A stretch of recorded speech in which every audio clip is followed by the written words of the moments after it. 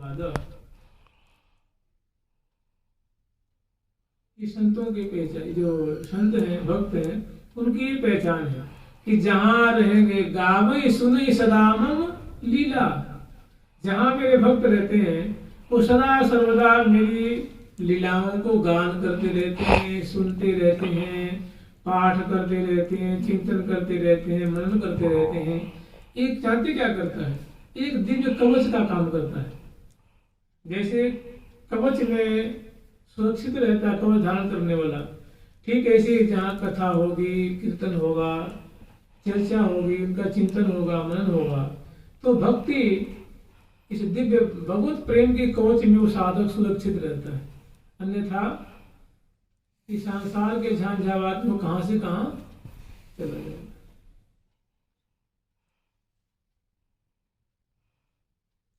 तो जहां भी संत महात्मा होंगे, आपने सुना है भागवत जी में कथा आती है कि जब कली का आगमन हुआ तो सभी ऋषि मुनि सावधान हो गए। तो 88,000 ऋषियों ने एक कथा मतलब भागवत श्रवण का आयोजन किया। कहाँ? नैमिषारण्य में। 88,000 ऋषि कम नहीं होते, लगा लीजिए आप। 88,000 ऋषि उन्होंने श्री सुत जी महाराज जी को अपना मुखिया आचार्य बनाया और अपने 1000 वर्ष के लिए एक सत्र का आयोजन किया। उसमें सवेरे प्रातः काल उठ करके नित्य कर्म करके, नित्य संध्या वंदन आदि करके और पुनः वो कथा श्रवण के लिए बैठ जाते थे। भागवत कथा होती थी और फिर मध्याह्न काल में कुछ भोजन आदि लेते और पुनः कथा श्रवण के लिए बैठ जाते थे। संध्या पर्यंत कथा होती थी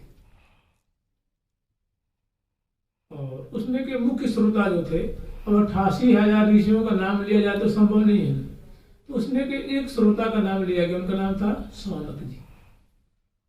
तो श्री सुत जी महाराज सुनाते थे और सौनक जी महाराज सौनक आदि ऋषि श्रवण करते थे। तो ऐसा क्यों? ऐसा इसलिए कि कली आ गया, सबकी बुद्धि दूषित हो जाएगी, मति मलिन हो जाएगी।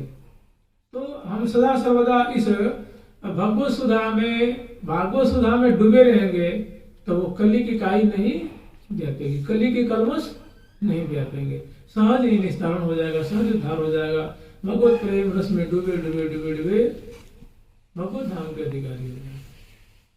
इसीलिए जहाँ भी संत महात्मा रहते कीर्तन में, जप से निवृत्त हुए तो सेवा के बाद फिर भजन, फिर पूजा, फिर ठाकुर जी के कीर्तन, फिर पाठ भजन, फिर चिंतन मनन से माने सदा सर्वदा भगवत सेवा कार्य में, भगवत भक्ति में, भगवत प्रेम में उलझे रहते हैं, लगे रहते हैं, पगे रहते हैं, जिससे स्वाभाविक सहज में ही वो भगवत धाम के अधिकारी हो जाते हैं। जब तक कलेवर में रहते हैं तब तक भी आनंद का अनुभव करते हैं, नाम जपते हैं, खूब दिव्य आनंद की अनुभूति होती है।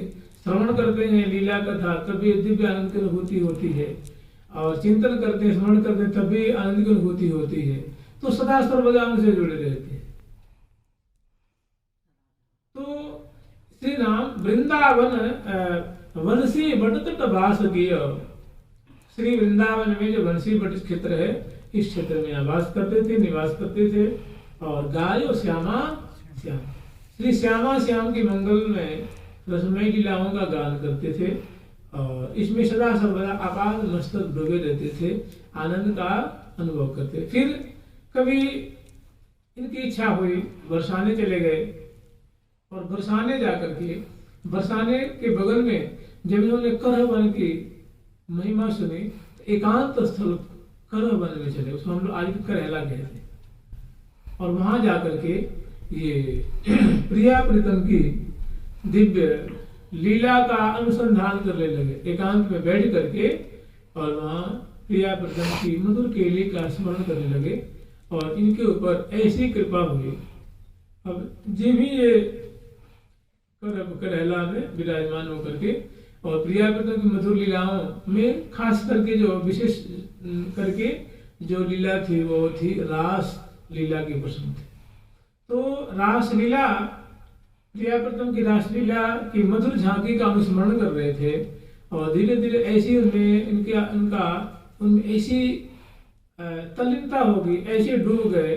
और प्रिया प्रीतम की कृपा है, कीर्तन करते स्मरण करते करते दिव्य श्री धाम वृंदावन की झांकी प्रकट है। अब एकाएक हृदय देश में श्री धाम, अब हृदय नहीं रहा, वो श्री धाम वृंदावन हो गया। अनेकानेक कल्प वृक्ष प्रकट हो गए, अनेकानेक सुंदर बाग बगीचे प्रकट हो गए, सुंदर सरिता प्रवाहित प्रकट हो रही है, श्री जमुना जी प्रकट हो रही है। और मध्य में सुंदर विशाल विस्तीर्ण जो है मणिमय मंडल प्रकट हो जाता है।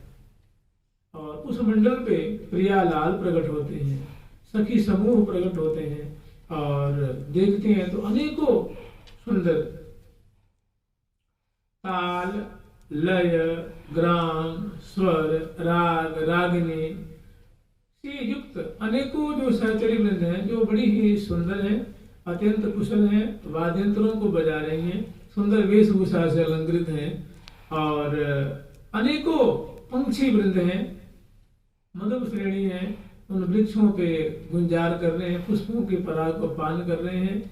और अनेक पंछी वृंद अपनी अपनी बोली में, अपनी जैसी की भाषा होती है, जो बोली होती है, और उससे फिर रटत बर जुगल की नाम माला, जुगल सरकार के नाम का जाप कर रहे हैं। श्यामा श्याम, राधे कृष्ण राधा गोविंद, राधा मोहन, श्यामा श्याम, नागरी नागर, अनेकों सुंदर मधुर जो नाम है उनका स्मरण कर रहे हैं। और बीच में जो मंडल प्रकट होता है उसको अनेकों सखी जन प्रकट होती हैं।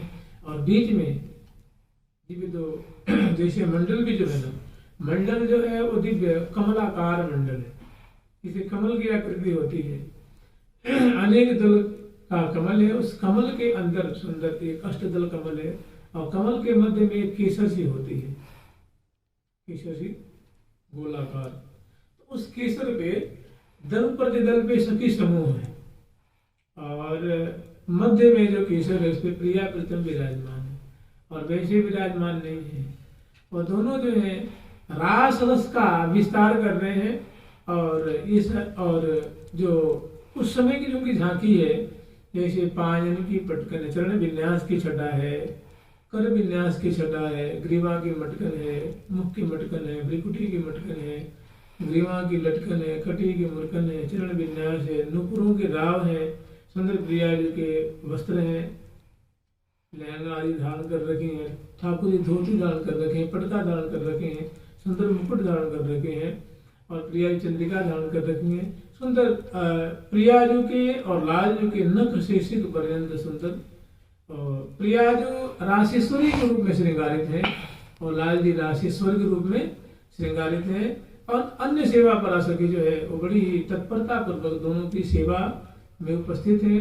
और भांति भांति के रबाब, शहनाई, मृदंग, पखावल, उपंग, बांसुरी आदि अनेक डबताल, बेन, बाजे, मृदंग, शहनाई, महुवर, मिलु, उपंग, बीनाम, गचंगा, सुरसाल, कल अमृत कुंडल इव कपाल, कोलाहल सबरिस रहो छाय।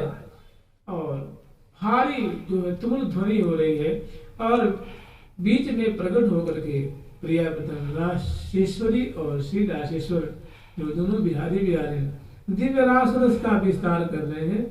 और सुघरे श्री राधिका प्रवीण प्राण प्रीतम के संग, सुघरे श्री राधिका प्रवीण प्राण प्रीतम के संग, सुघरे श्री राधिका प्रवीण प्राण प्रीतम के संग, सुघरे श्री राधिका प्रवीण प्राण प्रीतम के संग, पूरा शिवाई उल्लास मत, पूरा शिवाई उल्लास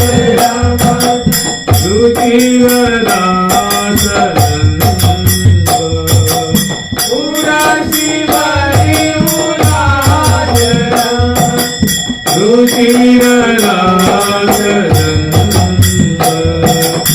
धे धे धे धे धे धे भजत जति मृदंगा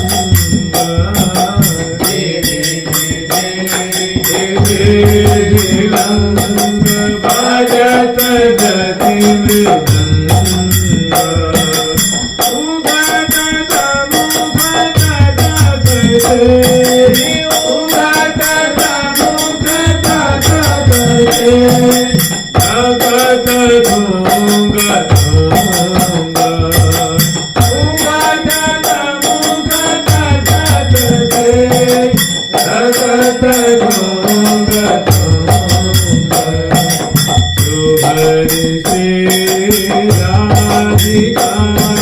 प्रवीण प्राण प्रीतम के संग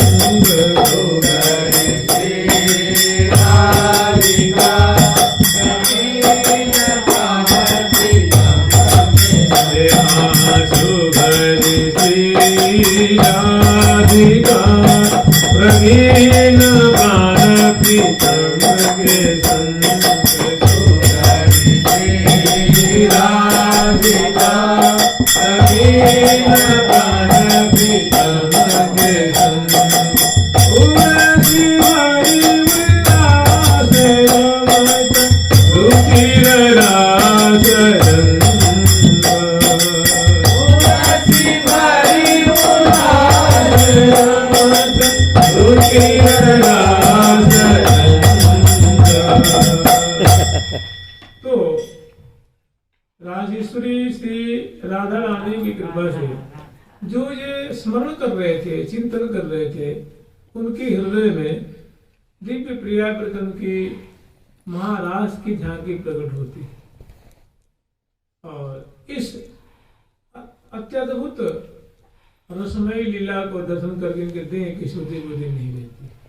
बहुत काल तक दोनों की जो सुंदर लीला है, सुगर श्री राधिका परम सुंदरी गौरांगी लाडली, जो सुंदर राशेश्वरी के बीच सुंदर माथे पे भव्य सुंदर चंद्रिका है और बंजनी की शोभा है, शिशुट की शोभा है, बाल पे सुहाग की मेहंदी है, भ्रिकुटी की मरोड़ है, उन्नत ललाट पटल है, कमल दल की आकृति को तिरस्कार करने वाले प्रिया जी के दोनों दुख मोचन लोचन रतनारे फूले जनु जलजात, सबके मनोरथ को पूर्ण करने वाले सरस निहारी प्रिया जी के नेत्र हैं। ऐसा लगता है कि मानो दो कमल खेले हुए। सुबह नासापुट है, सुंदर अग्रबिंब है, मुख प्रदेश है, सुंदर भुजदंड है और ऐसी सुंदर चरण कमल की शोभा है और सुंदर वेशभूषा से रंजित है, अर्थात अनवट सिया नूपुर कटी कौंधनी मेखला आदि बाजे बंद चूड़िकाएं पहुंचियां और करफूल मुद्रिकाएं, ये सब अंग प्रति अंग में वो दीदीप्यमान हो रही हैं और भाल पे सुंदर जो है और चंद्रिका की छटा ठीक ऐसे ही। तभी तो सुगर कहेंगे, सुगर माने सुंदर, माने वे ऐसे कलेवर तो सुंदर है कि गौरांगी है, किशोरावस्था वाले हैं, गौरी वर्ण की हैं और सुंदर वेश और भूषा से अलंकृत है और ऐसी लाडली जो परम पारंगत है संगीत विद्या में और रुचिक शेखर लाल जी के संग में वो रास रस का विस्तार कर रहे हैं और वैसे ही उनकी जो सेवा पर है वो सेवा की सामग्री लेकर के और बड़ी सावधानी पूर्वक दोनों की लीला के समय वो सेवा में संलग्न है और उनके मुख रूप की माधुर्य को देख देख निहाल हो रही है, तोड़ती हैं, बलिहार लेती हैं और दोनों दिव्य जो है नृत्य का विस्तार कर रहे हैं। हम लोग स्मरण करते हैं ना कि नई नई गति उपजावती नागरी नागर संग सुधार। नागर शिरोमणि लाल जी के संग में नागरी शिरोमणि प्रिया जो नूतन नूतन चरण विन्यास है, जिसे लास्य आदि जो नृत्य है ना, ये सुधांग नृत्य है, लास्य है, अनेकों जो नृत्य के जो प्रकार हैं उनका वो विस्तार कर ले। लेकिन कैसी कैसी है वो कलाएं, तो कह रहे नृत्य नई नई गति, जैसे लगता है कि आज तक इन सखियों ने कोई दर्शन नहीं किया है। ऐसे नूतन नूतन नृत्य के प्रकार को प्रकट करके रोमों प्रति रोम को आह्लादित कर रही है। मैंने ऐसी सुंदर शोभा श्रीधाम वृंदावन का प्रकटीकरण हुआ है और अनेक सहचरी मंडल हैं और श्रीधाम वृंदावन के जो दिव्य वैभव हैं ये प्रकट हो जाते हैं कहाँ? उनके श्री घमंड देवाचार्य के हृदय रूप अवनी पे ये दिव्य वृंदावन धाम प्रकट होता है और ऐसी प्रिया प्रीतम के लिए को दर्शन करके इनके देह की सुधि नहीं रहती है और कुछ देर बहुत काल तक दर्शन करते हैं। दर्शन करने के बाद फिर वो दृष्टि तिरोहित हो जाता है। अब तो दशा ऐसी होती है कि जैसे किसी कंगाल को पूरे विश्व का साम्राज्य मिल गया हो और फिर वो जब जगे तो उसकी वो छीन जाए तो क्या दशा हो। मनी बिन फनी जिमी रही ना सकाय, जैसे मणिधर स्वरूप होता है। अब उसके मस्तक में उसके जो भीतर जो मणि होती है उसको और कोई छीन ले तो उसे क्या दशा? पागल हो जाता है, बौखला जाता है, देह की अपने आप से बाहर हो जाता है। तो उदाहरण देते हैं ऐसे किसी भक्त के हृदय में प्रिया प्रीतम करोल कर रहे हो एकाएक तिरोहित हो जाते क्या दशा हो? तो वही दशा लगे विलाप करने लगे कि हे राधा सर्वेश्वर, हे राधा मोहन, हे रासेश्वरी, हे लाडली जो, हे प्रिया प्रीतम, कृपा करके मेरी प्राणों की रक्षा करो, एक बार और दर्शन दे दो मेरी। आपने तो जैसे हमारे हृदय में और भूख जगा दी, अब आपके बिना ये लगता कलेवर रहेगा नहीं। हे दयालु, हे कृपालु, हे प्रियालु, हे लाडली जो, हे उदासुनामणि, हे रासेश्वरी जो, हे श्री राधा गोविंद, हे राशेश्वरी राशेश्वर, कृपा करके मेरे मनोरथ को पूर्ण करें। लेकिन अब अन्य जगह सब त्याग दिए। फिर प्रिया प्रीतम इन पे दया करके और फिर इनके सामने एक बार प्रकट होता है। पूरी जो है मंडली पूरा संपूर्ण श्रीधाम वृंदावन का जो प्रकट होता है और बहुत काल तक ये पुनः रास विलास का दर्शन करते हैं। ये दो निरत छवि पाए, ये दो निरत छवि पाए, ये दो निरत छवि पाए, ये दो निरत छवि पाए।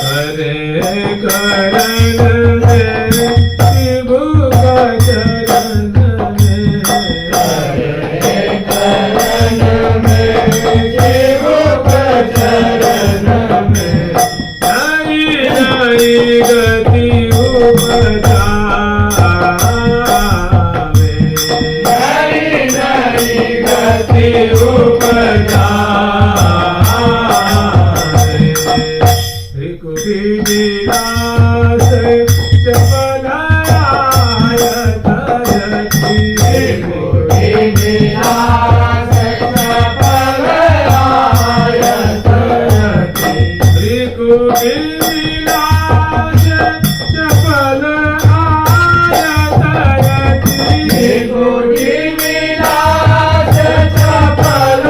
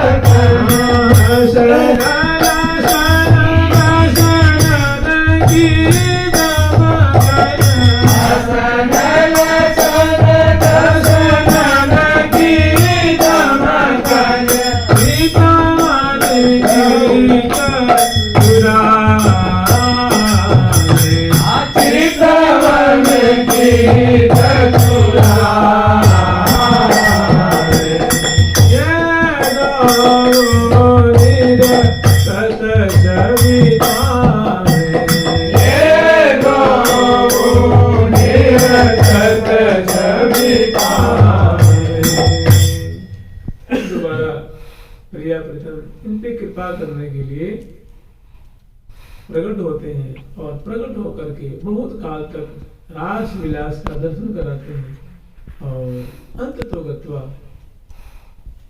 जाने से तिरोहित होने से पहले